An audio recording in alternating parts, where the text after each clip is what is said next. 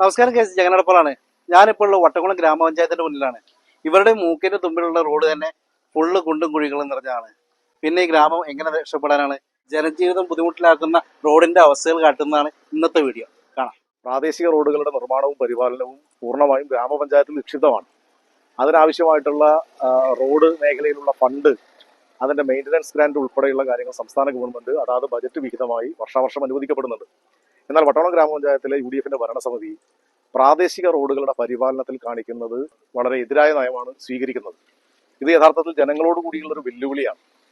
ഇത് നമ്മൾ നിൽക്കുന്ന ഈ റോഡ് വട്ടവടം സെന്ററിൽ നിന്ന് പഞ്ചായത്ത് ഓഫീസിന്റെ മുമ്പാകെ പോകുന്ന റോഡാണ്. ഇവിടുന്ന് നെല്ലിശ്ശേരിയിലേക്ക് പോകുന്നതാണ്.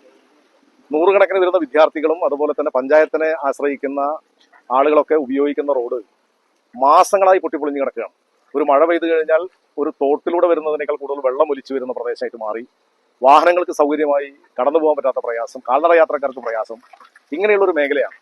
ഇത് 2016 ജില്ലാ പഞ്ചായത്തിന്റെ ഫണ്ട് ഉപയോഗിച്ച് വട്ടവടം സെന്റർ മുതൽ പഞ്ചായത്ത് ഓഫീസ് വരെ ഐറിഷ് ലൈനും റീടാറിംഗ് നടത്തിയ റോഡാണ്. അവിടുന്ന് അങ്ങോട്ട് 50 ലക്ഷം രൂപ ചെലവഴിച്ചുകൊണ്ടാണ് നാട്ടുകാരുടെയും പൊതുജനങ്ങളും വിട്ടുതന്ന സ്ഥലം ഉപയോഗിച്ച് ഐറിഷ് ലൈനും അതുപോലെ തന്നെ റീടാറിംഗും നടത്തിയിട്ട് നെല്ലിശ്ശേരി സെന്റർ വരെ ഈ റോഡിനെ മുൻകാലങ്ങളിൽ നിന്ന് വ്യത്യസ്തമായി വീതിയുള്ള റോഡാക്കി മാറ്റിയത്.